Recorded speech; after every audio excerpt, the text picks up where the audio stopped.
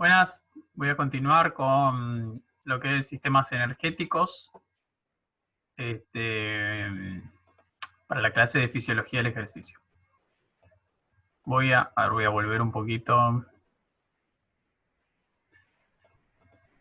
Bien, nos habíamos quedado acá.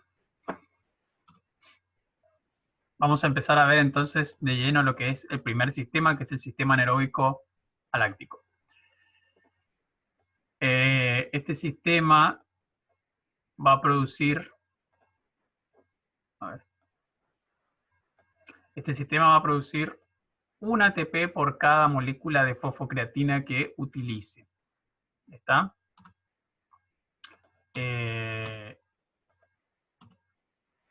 Bien, por otro lado, bueno, acá lo que tenemos es como un resumen de lo que es el sistema, las características del sistema.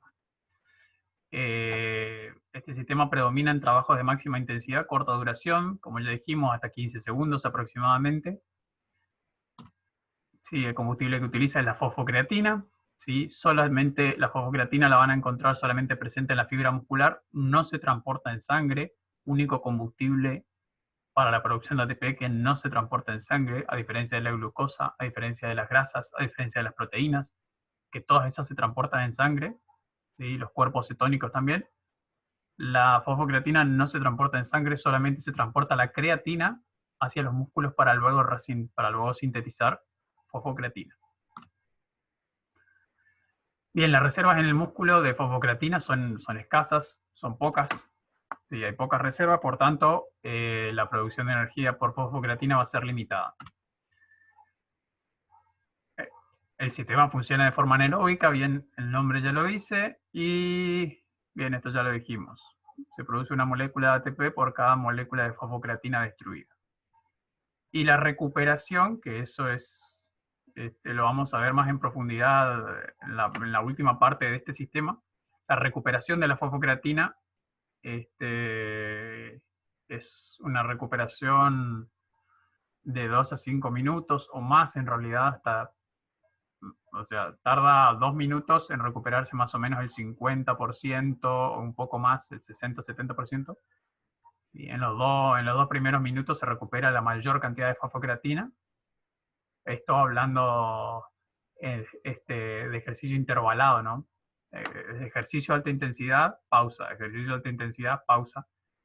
¿Sí? En ese tipo de ejercicio, en las pausas, la fosfocreatina se recupera una gran cantidad en los primeros 2 minutos y luego la velocidad de recuperación o la velocidad de resíntesis de fosfocreatina disminuye.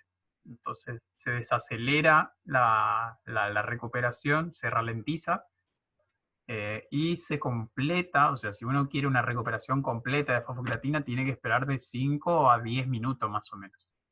Hay algunos autores que dicen hasta 5 minutos, 6, 7, y otros dicen, y hay gráficos que muestran que hasta 10 minutos puede llegar a demorar, o 12 minutos creo que es, para lograr una recuperación completa de la fosfocreatina muscular.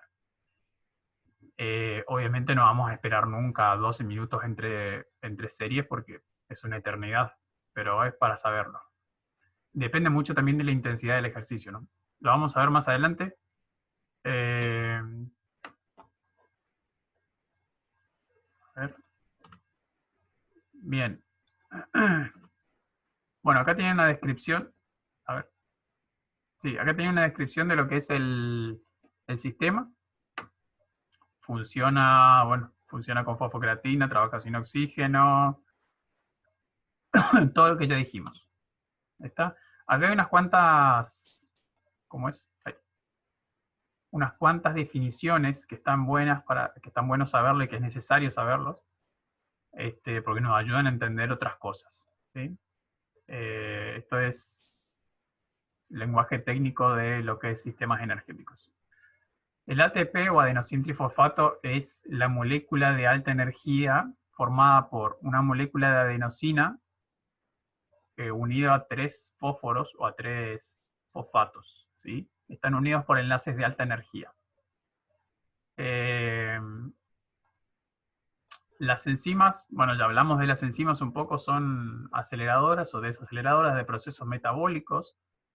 Son, o sea, son proteínas, las enzimas por lo general son proteínas, y lo que hacen es como potenciar los procesos metabólicos, hacer que se produzcan más rápidamente o desacelerar otros. La ATPasa es la enzima específica que se encarga de romper el ATP o de destruirlo, que ahora vamos a ver más adelante cómo es el mecanismo. Sí, la ATPasa lo que hace es romper uno de los enlaces de alta energía del ATP, desfosforilándolo. Y hablando justamente del tema, acá tenemos las definiciones de desfosforilación y fosforilación. La desfosforilación significa quitarle un fósforo a una molécula. O sea, por ejemplo, quitarle un fósforo a una molécula de ATP dejándola con 2 fósforos, ¿sí? Convirtiéndose en adenosindifosfato. Y la fosforilación es la agregación, ¿sí? O la unión de un fósforo a una molécula. Eso es fosforilación. O sea, si tenemos un ADP, o sea, un adenosín con 2 fosfatos y un adenosín con 2 fosfatos y le agregamos uno más, tenemos un adenosín trifosfato. O sea, un adenosín con 3 fósforos. Eso sería fosforilación, agregarle un fósforo. Bien, lo que ya habíamos dicho antes, lo que ya le había explicado antes, lisis y génesis, ¿sí? Todas las palabras que terminen en lisis está hablando de degradación, ¿sí? de lo que sea que estén hablando. ¿Sí? Glucólisis sería degradación de glucosa, proteólisis sería degradación de proteínas. ¿Sí? Si termina en lisis, es degradación. Y génesis, al revés, ¿sí? Es formación. Proteogénesis, glucogénesis, ¿sí? Todo es angiogénesis, todo significan formación de algo. Bueno, ¿qué más? Esto ya lo dijimos. Bien, de esto ya hablamos. Bien, sigo. Bien, acá tenemos en modo a modo de, ¿cómo se dice? De animación. Acá tenemos a modo de animación. Tenemos a modo de animación cómo se produce la formación de ATP a partir de la fosfocreatina. Bien, vamos a tener, a ver. Bien, vamos a tener, por un lado, adenosín difosfato, o sea, una molécula de adenosín con 2 fósforos unidos por enlaces de alta energía. ¿Sí? Estos son los enlaces de alta energía. Estos son las moléculas de fósforo, el adenosín. Bien, y acá vamos a tener por otro.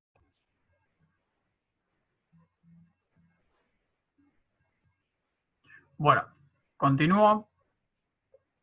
Se me cortó la grabación, así que continúo de nuevo con donde me había quedado. Bien. Bueno, habíamos visto entonces esto era la formación de ATP a partir de una molécula de fosfocreatina. Tenemos la molécula de adenosín con unido 2 fósforos, ¿sí? Adenosín difosfato y fosfocreatina. Creatina unida con un fósforo. Ahora, la enzima que va a actuar acá para poder destruir la fosfocreatina va a ser la creatinquinasa, ¿sí? Denominada o abreviada CPK. La CPK rompe el enlace de alta energía entre la creatina y el fósforo, ¿sí? El fósforo se libera y ese fósforo liberado se va a unir a la molécula de ADP para formar ATP. ¿Está? Así es como funciona el mecanismo de formación de ATP a partir de fosfocreatina. Bien, acá tenemos toda la explicación. La creatinquinasa, que es, ¿sí? Enzima que rompe el enlace entre el fósforo y la creatina para que después el fósforo se una al ADP, forme ATP, y la creatina quede como creatina libre. Bien, ese es el mecanismo sencillo para la formación de ATP a partir de fosfocreatina, pero además vamos a tener otro mecanismo para formar ATP a través de la ruptura o a través de la degradación de ADP. ¿Sí? O sea, a través de un ADP, o mejor dicho, teniendo dos ADP, ¿sí? Dos moléculas de ADP, puedo formar una de ATP y quedarme con una de AMP, que es adenosín monofosfato. ¿Cómo es este mecanismo? Bueno, en realidad el mecanismo de formación de ATP a partir de la ADP se utiliza o se lleva a cabo por lo general cuando la cantidad de fosfocreatina es muy escasa, ¿sí? o está deplecionada, se ha terminado, y la intensidad de ejercicio sigue siendo alta y el metabolismo de los glúcidos de forma anaeróbica no es suficiente para satisfacer las necesidades de energía. Entonces se utiliza también este mecanismo, ¿sí? Que no es muy rentable, pero igual produce ATP. Funciona, a ver, voy a poner el anotador. El mecanismo funciona a través de la ruptura de un ADP gracias a la enzima miosinasa o adenilquinasa o adenilmioquinasa. ¿Sí? Tiene distintos nombres, pero es la misma enzima, la que rompe el ADP. Fíjense cómo vamos a tener entonces una molécula de ADP y otra molécula de ADP. Acá la molécula de miosinasa y rompe el enlace de alta energía entre uno de los fósforos y el ADP, y ese fósforo se une al otro ADP para formar un ATP. De este lado me va a quedar un adenosín monofosfato, ¿está? O sea, una molécula de adenosín con un fósforo. Bien, acá tenemos los distintos nombres de la misma enzima, que es la mioquinasa, o adenilmioquinasa, o adenilquinasa, ¿sí? Que es la que rompe el ADP. Tienen el nombre y las funciones. Bien, bien. Y por último, acá vamos a lo más importante en realidad, que es la ruptura del ATP, que es literalmente lo que produce energía para el movimiento, para producir calor y para el movimiento también. ¿Cómo se destruye el ATP? Se destruye gracias a la acción de la ATPasa. ¿Sí? La ATPasa es la enzima que rompe el ATP. Se encarga de romper el ATP, de dividirlo, ¿sí? De desfosforilarlo, mejor dicho, de quitarle un fósforo. Y esa desfosforilación produce liberación de energía. Entonces, vamos a tener una molécula de ATP y vamos a tener a la ATPasa, que junto con el agua, ¿sí? Por hidrólisis, rompe el enlace entre uno de los fósforos y el adenosín trifosfato, y rompe el enlace de alta energía, ¿sí? Con lo cual desfosforila el ATP, y esa desfosforilación, esa ruptura de unión de fósforo con la molécula grande de ATP, produce liberación de energía, que es lo que simbolicé acá con la E. ¿Está? Entonces, la ATPasa utiliza agua, ¿sí? Para producir hidrólisis y ruptura de el enlace de alta energía que une el fósforo con el adenosín trifosfato. Al adenosín trifosfato, que va a terminar siendo un adenosín difosfato al desfosforilarse y perder una molécula de fósforo.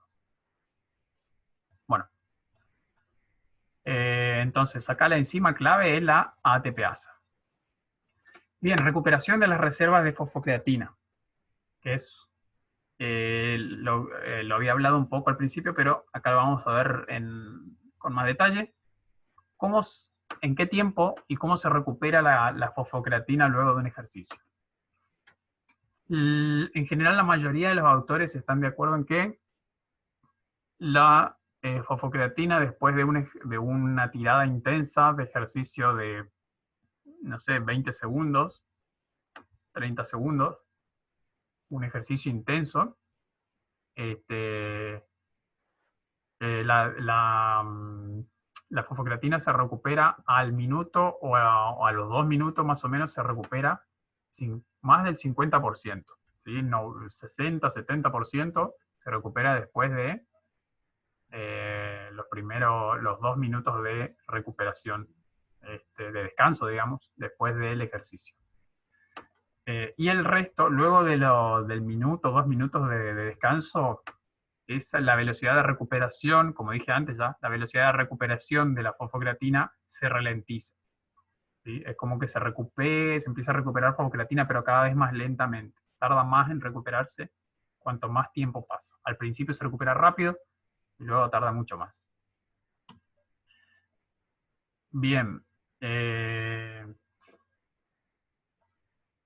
Bien, otra cosa que es importante tener en cuenta es que la recuperación de la fosfocreatina entre series de ejercicio de alta intensidad depende directamente de la capacidad aeróbica de la célula, de las fibras musculares. O sea, si yo tengo una buena capacidad aeróbica de base, me voy a recuperar más rápido entre series de ejercicio de alta intensidad, ¿sí? Y hay algunos autores que también dicen que la capacidad anaeróbica láctica también influye, pero es principalmente la aeróbica. O sea, una buena capacidad aeróbica, o sea, de consumo de oxígeno, una buena capacidad aeróbica es fundamental para poder recuperarse entre series de alta intensidad o de máxima intensidad, ¿sí? Para poder recuperar la fosfocreatina perdida. Cuanto más capacidad aeróbica tengo en los músculos, mayor o más veloz es la recuperación de la fosfocreatina entre series de ejercicio de alta intensidad. ¿Sí? Entonces, teniendo en cuenta eso, hay autores como el que está acá abajo, Aerkat Porkar, que dicen que la recuperación activa entre series de alta intensidad no es una buena idea porque reduce la oxigenación muscular. Y si se reduce la oxigenación de los músculos, entonces se reduce la recuperación de fosfocreatina. No sé si se entiende lo que digo. O sea, para que la fosfocreatina se recupere rápidamente, le tiene que llegar oxígeno al músculo. Para que le llegue oxígeno, tiene que haber una buena circulación. Si yo me pongo a hacer ejercicio entre las pausas, ¿sí? O sea, si en las pausas entre tiradas de alta intensidad yo me pongo a hacer ejercicio como regenerativo para poder recuperar la fosfocreatina o para poder lavar el ácido láctico guau, entonces en esos casos tal vez pueda estar interrumpiendo, más que ayudando, puede estar interrumpiendo la oxigenación del músculo y dificultando la recuperación de fosfocreatina. Entonces, esto es controvertido. Hay autores que van a decir, sí, tenés que realizar ejercicio regenerativo, entre las tiradas de alta intensidad tenés que hacer ejercicio regenerativo para lavar el ácido láctico, ¿sí? Y otros te van a decir, como te van a decir no, porque se disminuye la oxigenación muscular, por tanto se limita la recuperación de fosfocreatina del músculo. Bien, acá está lo que les dije hoy. Fíjense, la velocidad de recuperación de la fosfocreatina es rápida al principio, ¿sí? En los primeros 30 segundos, dice en los primeros 30 segundos ya se recompone el 50% de la fosfocreatina, y después en los siguientes 4 o 5 minutos recién se termina de recomponer el resto. Que va a depender siempre de la intensidad del ejercicio, porque si la intensidad de ejercicio es muy alta, el tiempo que va a demorar en recuperarse la fosfocreatina va a ser más alta también. O sea, mejor dicho, va a ser más larga. Cuanto más intenso fue el ejercicio y cuanto más prolongado fue, y más voy a tardar en recuperar la reserva de fosfocreatina porque mayor fue la depresión. O sea, mayor fue el desgaste de fosfocreatina, por tanto, más tiempo voy a tardar en recuperarlo. Bien, acá hay un dibujo, hay un gráfico espectacular, ¿sí? Que muestra cómo en respuesta a dos tipos de ejercicio, dos grupos distintos de personas con el mismo nivel de entrenamiento, dos grupos distintos, realizan ejercicios de moderada intensidad durante 1 minuto. A ver, 1 minuto me parece que era. No, 6 minutos. 6 minutos, bastante largo. 6 minutos de ejercicio de moderada intensidad son los cuadritos blancos y 6 minutos de ejercicio de alta intensidad son los cuadritos, los circulitos negros. ¿Sí? Fíjense, durante la etapa de ejercicio, que es esta que está entre cuadros, entre líneas punteadas, durante la etapa de ejercicio, fíjense cómo disminuye bruscamente la cantidad de fosfocreatina, ¿sí? Esto es fosfocreatina. Dice mamarracho, voy a borrar. Esto es fosfocreatina, ¿sí? Concentración de fosfocreatina. Y esto demuestra que durante el ejercicio de alta intensidad se pierde mucha más fosfocreatina que durante el ejercicio de moderada intensidad, cosa que es lógica, ¿sí? Pero por otro lado, está bueno este gráfico porque te muestra cómo es la recuperación de la fosfocreatina. Fíjense cómo en los primeros 2 minutos, acá yo le voy a poner una línea, a ver, había una línea, ahí, la línea roja, fíjense, esta línea roja que marca el nivel de recuperación completa de fosfocreatina o la concentración de fosfocreatina de reposo, o sea, normal, que es acá, y que fíjense cómo recién se termina, se alcanza la recuperación completa de fosfocreatina después de un ejercicio de moderada intensidad se alcanza luego de 6 minutos, después de un ejercicio de moderada intensidad, después de 6 minutos recién, y luego de 12 minutos después de una tirada de ejercicio de alta intensidad que se realizó durante 6 minutos. ¿Sí? Lo estoy confundiendo todo tal vez, pero si vamos a lo sencillo, a lo básico, ¿esto qué es? Desgaste de fosfocreatina y recuperación de fosfocreatina. ¿Está? Esto es durante un ejercicio de moderada intensidad, los cuadros blancos, y los negros son durante ejercicios de alta intensidad. ¿Está? Hasta ahí nomás, es para poder graficarlo para que se entienda. Bien. Bien, sigo. Sistema anaeróbico láctico, entonces ahora. Vamos con el segundo sistema, que el primero es bastante fácil y corto. Lo que vamos a ver ahora es entonces el sistema del ácido láctico, el sistema de la glucólisis anaeróbica. Este sistema produce 2 o 3 ATP por molécula de glucosa degradada. ¿Sí? ¿Por qué 2 o 3? Va a depender de dónde provenga la glucosa. Lo vamos a ver ahora. Bien, antes de arrancar, entonces vamos a necesitar conocer diferentes definiciones o diferentes, ¿cómo se dice? Distintos conceptos que son importantes saber. Glucosa, sí, que va a ser, bueno, ya lo dije en realidad, va a ser la molécula de hidrato de carbono ya la más simple que hay. ¿Sí? La molécula ya digerida, de hidrato de carbono digerido, ¿sí? Que pasa a la sangre. La glucosa es el azúcar más simple, ¿sí? O el hidrato de carbono más simple en sangre. La glucólisis es la degradación de la glucosa, ¿sí? Que se degrada la glucosa para producir ATP. El glucógeno es la glucosa pero almacenada, ¿sí? Guardada en el músculo o en hígado. ¿Sí? Por lo general se fosforila antes de guardarse y se convierte en glucosa 6-fosfato o G6P y después se guarda como glucógeno. Vamos a tener glucogénesis, que es formación de glucosa. O sea, son definiciones, ¿no? Nada más.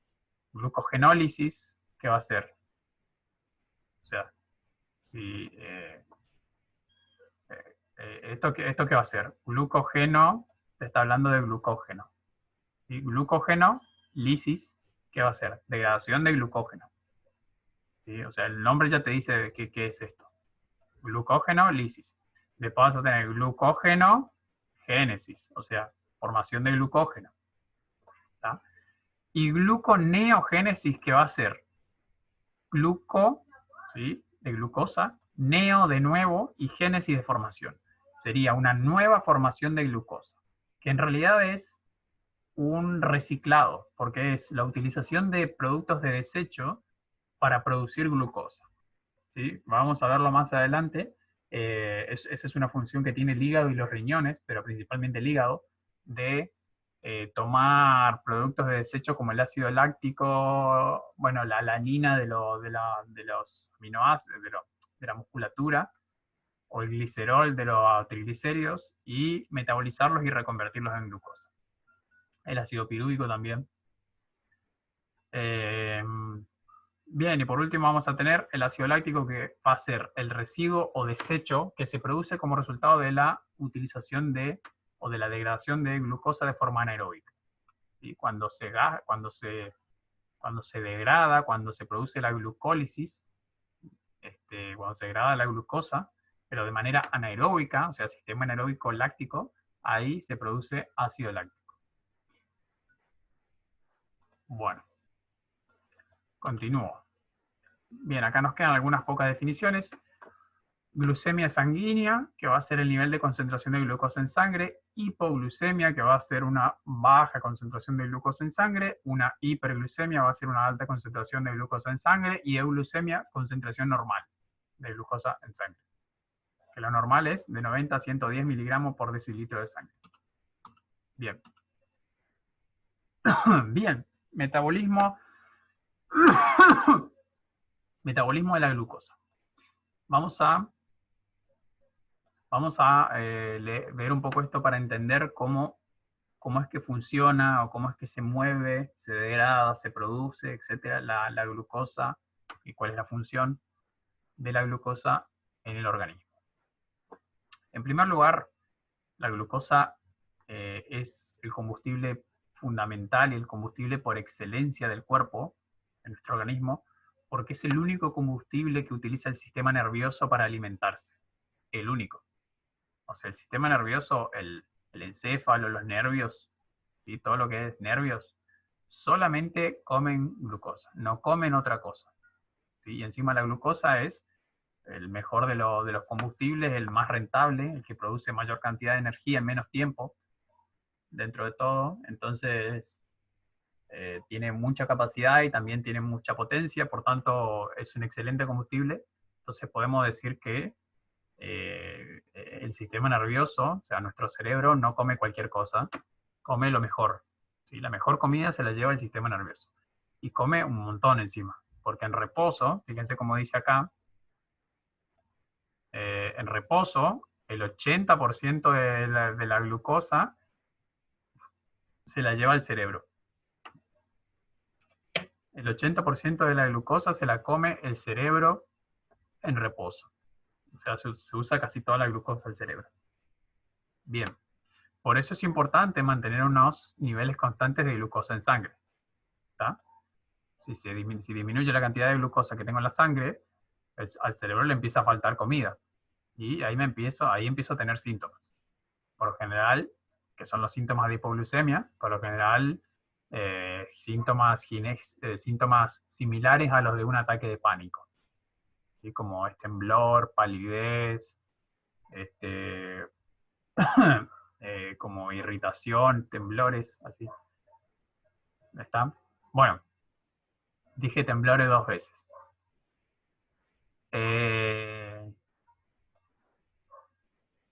Bien, otra cosa, ¿de qué depende mantener un nivel de glucosa en sangre constante?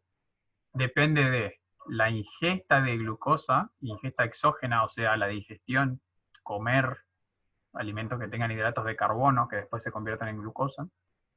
Va a depender de eso y va a depender de la producción endógena de glucosa por parte del hígado, o sea, de la producción hepática de glucosa. ¿Sí? De la producción de glucosa por parte del hígado. El hígado tiene reservas de glucosa. Cuando empieza a disminuir la cantidad de glucosa en sangre, el hígado se encarga de soltar sus reservas de glucosa, de glucógeno mejor dicho, lo convierte en glucosa y se encarga de liberarlas a la sangre para mantener la glucemia estable. Bien. Seguimos, vamos a lo que es hipoglucemia, entonces rápidamente y sin dar mucha vuelta. Ya dijimos que la hipoglucemia es una concentración baja de glucosa en sangre y que puede producir síntomas similares a los que se presencian durante un ataque de pánico, como les remarqué acá, que son, a ver dónde tenía todos los síntomas. Bueno, acá abajo, por ejemplo. Temblores, mareos, nerviosismo, hambre, dolor de cabeza, cambio de humor, confusión, falta de coordinación, un desmayo tal vez. Ahí está. Son todos síntomas de falta de alimento para el sistema nervioso. Se produce en activación del sistema adrenérgico, por tanto se producen estos síntomas. Bien, durante el ayuno. ¿Qué va a pasar durante el ayuno? No como. ¿Qué pasa cuando no como? Se produce hipoglucemia, ¿sí? Porque se consume gran cantidad de las reservas de glucógeno del hígado. Entonces, en esas situaciones, el hígado, o sea, las situaciones en las que yo no estoy comiendo, es el hígado el que se encarga de ir liberando la reserva de glucógeno, de la glucosa a la sangre. Pero en un momento determinado se me van a terminar esas reservas, ¿sí? No son ilimitadas como las grasas. Y ahí se empieza a producir otro proceso que es la gluconeogénesis. ¿Está? Que es la utilización de otros combustibles, como les dije, el glicerol, el ácido pirúvico, el ácido láctico, la alanina, para que sean metabolizados en el hígado y convertidos de nuevo en glucosa. Esta es la razón por la que si uno deja de comer, entra en una situación de ayuno prolongado, empieza a perder mucha grasa y empieza a perder mucha proteína también, ¿verdad? Empezás a perder músculo y grasa, ¿sí? Porque las reservas las células adiposas empiezan a liberar sus triglicéridos a la sangre, los cuales son degradados, ¿sí? El glicerol se utiliza para la gluconeogénesis y los ácidos grasos para producir energía a través de la oxidación, de la beta-oxidación, y a su vez los músculos también empiezan a degradarse para liberar alanina y otros, ¿sí? Yo conozco la alanina, que es por ahí la proteína más conocida, liberada por los músculos cuando son degradados, que se va a enviar por sangre al hígado para que el hígado la metabolice y la convierta en glucosa y se puede utilizar como para elevar la glucemia sanguínea. ¿Sí? Por eso en ayuno prolongado pierdo grasa y músculo. Bien.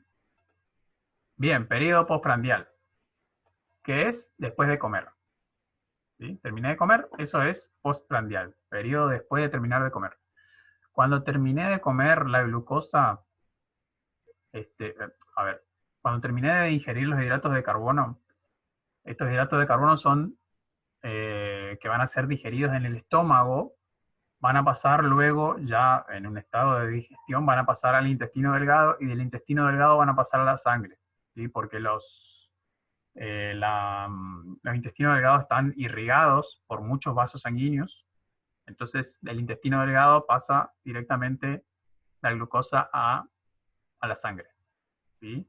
Aumenta el nivel de glucosa en sangre o la glucemia sanguínea a través de la llegada de alimentos o de hidratos de carbono al sistema digestivo. Ahora, cuando llegue se me hizo largo el video, corto y sigo en otro video. Corto acá, sigo en otro video.